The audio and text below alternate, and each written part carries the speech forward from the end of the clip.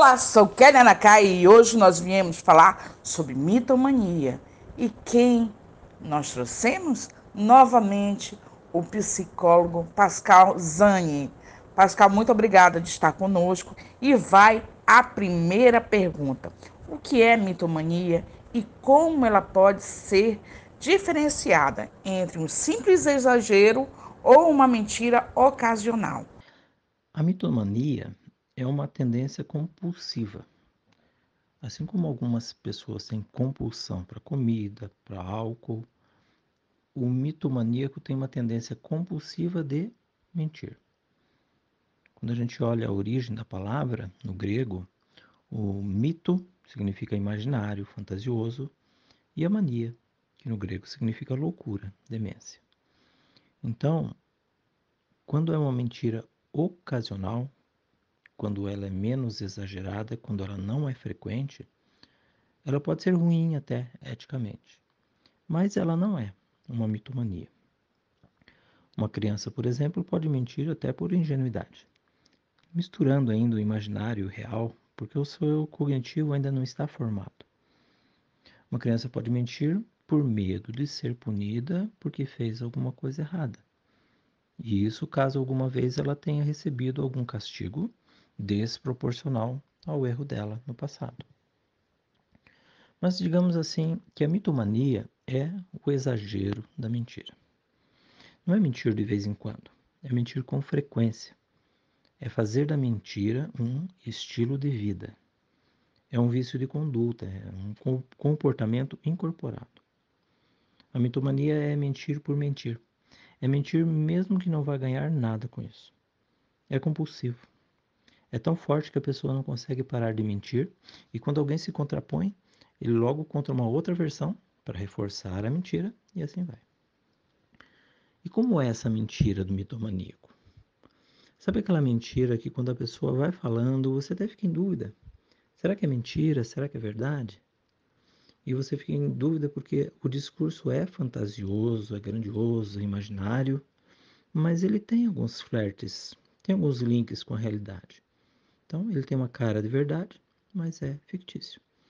Essa é a mitomania e ela é bem diferente de mentir de vez em quando, da mentira ocasional. É uma mentira como estilo de vida, uma mentira usada frequentemente. Quais são os principais sintomas e características do comportamento de uma pessoa que sofre de mitomania? Muito interessante como você perguntou, Kelly. A pessoa que sofre de mitomania. A pessoa que sofre. Eu digo interessante porque muitos que se sentem traídos, enganados pela mentira, passam a ter uma antipatia, um ódio, uma aversão ao mentiroso compulsivo. Mas do ponto de vista da psicologia, nós temos que entender que ele é uma pessoa. Ele tem uma patologia, ele sofre. Então, devemos respeitar a pessoa que sofre. Nós podemos ter as nossas aversões ao comportamento mentiroso, mas sim, respeitar e oferecer ajuda profissional a quem sofre.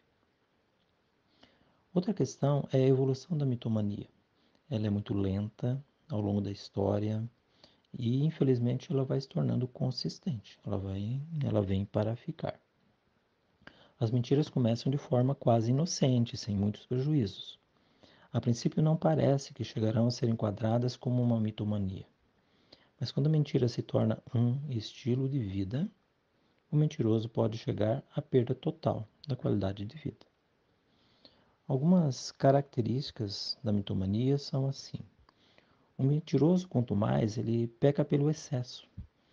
Ele pode, numa história dele, se vangloriar demais ou se vitimizar demais. As suas histórias são bem dramáticas e tristes ou bem felizes. Ele tem uma rapidez, tem uma habilidade até intelectual muito grande para mudar a versão dos fatos quando ele é desmascarado, porque ele é muito criativo. Ele facilmente arruma outro modo de recuperar a credibilidade daquilo que ele está contando. E ele tem pouca vergonha, ele não sente culpa pelas mentiras que ele conta. Essas são algumas características, são alguns sintomas do mitomaníaco. Como a mitomania pode impactar nos relacionamentos interpessoais e também na confiança entre as relações de trabalho, relação afetiva e etc. Hoje vemos nas redes sociais perfis e postagens muito bem montadas, expressando uma vida que a pessoa não tem. Eu só faço a ressalva de que a rede social é apenas uma ferramenta. Agindo dentro dessa ferramenta tem pessoas. Pessoas têm raiva, inveja, autoestima elevada ou baixa, fantasiam, às vezes exageram. E o mito maníaco se apresenta na rede social trazendo como verdade algo que é uma farsa, porque ele não é assim. É fácil e automático postar alguma coisa. Na rede social ou fora dela, quando as criações são fantasiosas e elas se tornam um modo de viver, a mitomania está instalada. E respondendo à pergunta, isso impacta nos relacionamentos? Eu acredito que quase todos que me ouvem vão concordar que impacta sim. Impacta no trabalho, na confiança, no relacionamento afetivo, impacta em qualquer área da vida. Quase todos vão concordar, mas muitos mitomaníacos não concordarão, porque para eles o único jeito de viver que eles conhecem é esse. E eles têm muita dificuldade de enxergar as consequências que eles mesmos trazem para os seus relacionamentos. Por exemplo, uma pergunta: você confia em alguém que mente ou fantasia tanto que te deixa em dúvida sobre a verdade ou a mentira? Sem maldade para responder. Não é uma pergunta moral, mas é difícil de ter essa confiança, não é mesmo? Então, sim, a pessoa pode ser amada e querida. Pode e deve. Pode sim. Mas o comportamento, quanto mais de mentir, traz para essa mesma pessoa muitos problemas de relacionamentos. Muito embora ele, com as suas ideias distorcidas, acredite que ele seja muito interessante nos mesmos relacionamentos. Uma mentira descoberta seria uma grande oportunidade do mentiroso se conectar com a realidade, assumir que a sua visão estava turva e falar a verdade. Mas, via de regra, pela própria patologia, ele não consegue fazer isso. Isso impacta nos relacionamentos, impacta no trabalho, impacta nos estudos? Sim, impacta porque, ao ser flagrado, ele é muito rápido em colocar outra mentira ou outra promessa vã para restabelecer a confiança do seu ouvinte. Mas assim ele valida a mentira anterior e segue com seu estilo mentiroso de viver. Ele gera um ciclo sem fim. Com o tempo, porém, os amigos, familiares, fornecedores, clientes, qualquer pessoa que conviva mais com ele, sentem-se enganados, sentem-se traídos em sua confiança, evitam estar com essa pessoa, quebram os relacionamentos comerciais e também os afetivos, né? De namoro, casamento, por exemplo. Pascoal, existe alguns fatores específicos que são puramente relacionados ao desenvolvimento da mitomania em uma pessoa? Um dos principais fatores, que são bem difíceis de ver, é a autoestima. A autoestima é muito baixa no mitomaníaco, mas com seus discursos grandiosos e irreais, ele tenta camuflar, ele tenta passar a imagem contrária àquilo de como ele de fato se vê. Ele se vê pequeno, ele se vê incapaz, ele se vê inferior. E ele se apresenta como potente, capaz, como alguém que constantemente faz coisas grandiosas. Outra questão é uma necessidade de atenção e de reconhecimento muito acima da média. Até por isso ele tenta se fazer atraente e até pensa que está sendo. Ele apresenta uma fala bonita, inteligente, bem articulada, mas cheia de fantasias. É preciso considerar, então, no desenvolvimento da mitomania, as possíveis causas. Qual o histórico de vida dessa pessoa? Existiu algum trauma? Existiu alguma situação de estresse prolongado que possa ter contribuído para o desenvolvimento da mitomania? É preciso considerar as experiências pessoais porque elas impactam bastante no desenvolvimento da doença. Cita pra gente quais são os desafios enfrentados pelos profissionais da área de saúde ao diagnosticar e tratar as pessoas que apresentam mitomania? A primeira dificuldade é de que o mitomaníaco chegue, de fato, até um profissional para fazer uma avaliação, para buscar um diagnóstico correto. Por um motivo simples, ele não se considera doente. Ele diz facilmente: por que eu iria num psicólogo se eu não tenho nenhum problema? Então, o principal desafio para o diagnóstico é também o principal desafio para o tratamento. É vencer a negação que o mitomaníaco faz. Ele se coloca uma máscara que dificilmente tira. Com o tempo fica incorporada à sua face, por analogia, claro. Por isso ele tem dificuldade de se perceber, de aceitar o apontamento de um amigo, de reconhecer que precisa de tratamento. E a própria mentira é uma dificuldade a ser vencida dentro do processo terapêutico, porque o processo terapêutico supõe uma relação de confiança, de transparência, de enfrentamento sincero da busca por si mesmo, sem a máscara da mentira. Mas vamos lá. Dificuldade não é impossibilidade. A ciência está aí oferecendo estudos de caso, diversas estratégias de tratamento, que vemos principalmente dentro da terapia cognitivo-comportamental. É possível se conhecer das causas dentro da história da vida da pessoa. É possível, sim, desenvolver juntos, profissional e paciente, um repertório de enfrentamento e estratégias para lidar com a compulsão que leva a mentir. Fala pra gente se a mitomania ela está mesmo associada a outras condições de quadro patológico da psique ou de qualquer outro transtorno mental. De início, é preciso dizer que a ansiedade do mitomaníaco é muito forte. Ela alimenta a compulsão de mentir. Então, aí nós já temos uma associação possível com os vários transtornos de ansiedade. De um modo mais clássico, a mitomania é independente de outras patologias, mas ela pode sim estar presente em pessoas narcisistas, por exemplo.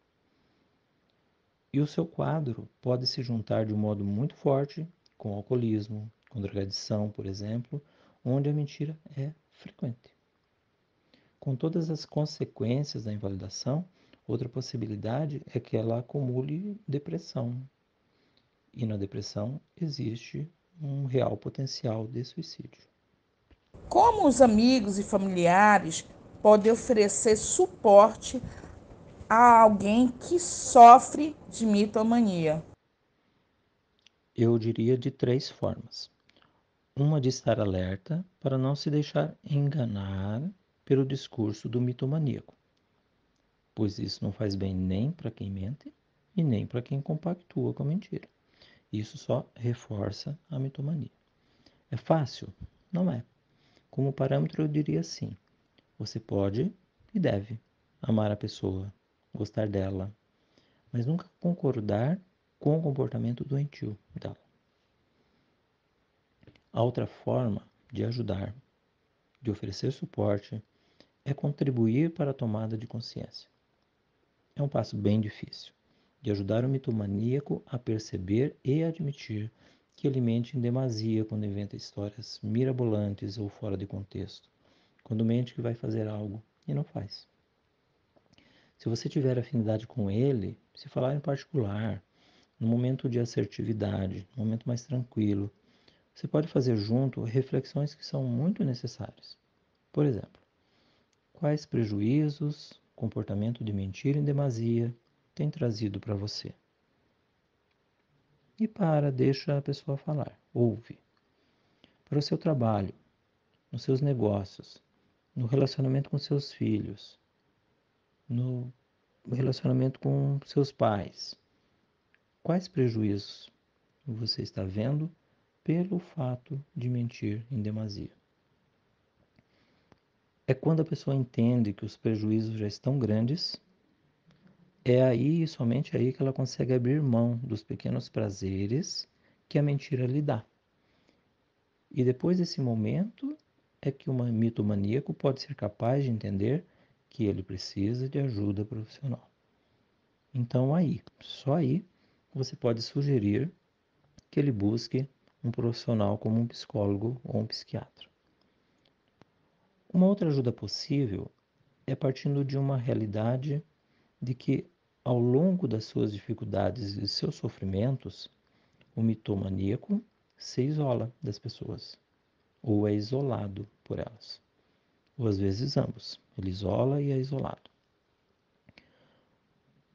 Um amigo pode ajudar se fazendo presente num momento muito específico, de buscar uma conversa reservada, sincera, manifestando sua preocupação com algum dos prejuízos que ele nota na vida do mitomaníaco. E a partir dali ele pode, com muita empatia, conversar com ele sobre esse assunto sem que o mitomaníaco se sinta ameaçado e entendendo que o amigo de fato quer ajudar. Essa é uma ajuda verdadeira. Existem casos em que a mitomania é considerada mais prejudicial que outras patologias de cunho psicológico? É muito difícil mensurar qual patologia é mais prejudicial para as pessoas. E mesmo dentro da mesma patologia, nós iremos encontrar intensidades e prejuízos diferentes. Nós temos comorbidades ou não dentro da mitomania. Nós temos as complexidades de cada patologia e como a pessoa vai acumulando consequências. E essas consequências geralmente são negativas ao longo da vida. Conforme os seus fracassos, o mitomaníaco pode aumentar muito a sua ansiedade e assim passar a mentir mais ainda. Ou pode se tornar depressivo, e o quadro depressivo pode levar a suicídio. E é muito comum vermos que a vida do mitomaníaco começa a se deteriorar nas relações familiares, afetivas, no trabalho, na escola. É também muito fácil de encontrar mitomaníacos se tornando ou mantendo seus vícios de álcool e drogas, por exemplo. Qual seria a abordagem terapêutica mais eficaz para lidar com a mitomania e seus efeitos? Cada abordagem da psicologia tem as suas estratégias para lidar com as patologias. Eu trabalho e recomendo a TCC, que é a terapia cognitivo comportamental, para tratar tanto causas como efeitos, consequências dos prejuízos da mitomania nas relações, na autoestima, na vida profissional, na vida acadêmica. A TCC trabalha, por exemplo, com o conceito de psicoeducação. Psicoeducar, no caso, significa eu explicar ao paciente como funciona a mitomania, quais seus sintomas, quais suas causas. Mas é mais do que uma aulinha. É, dentro desse processo de explicar, eu fazer junto com o paciente a relação com a história dele. Como ele se reconhece dentro de causas e sintomas da mitomania. Essa é uma das formas de afastar a negação que é tão forte no mitomaníaco.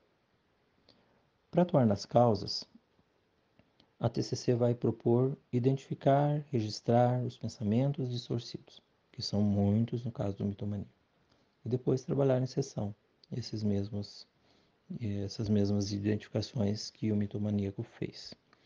Também é muito importante ressaltar que ele tem um alto grau de ansiedade. Então, a TCC, que é padrão ouro no tratamento de ansiedade, é muito útil nessa empreitada de reduzir o sofrimento de quem tem mitomania.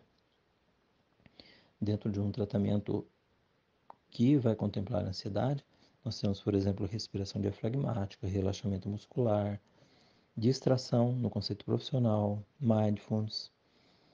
E, principalmente, vamos trabalhar habilidades de assertividade e relacionamento, fortalecimento da autoestima e ver quais motivos o fazem mentir com mais recorrência.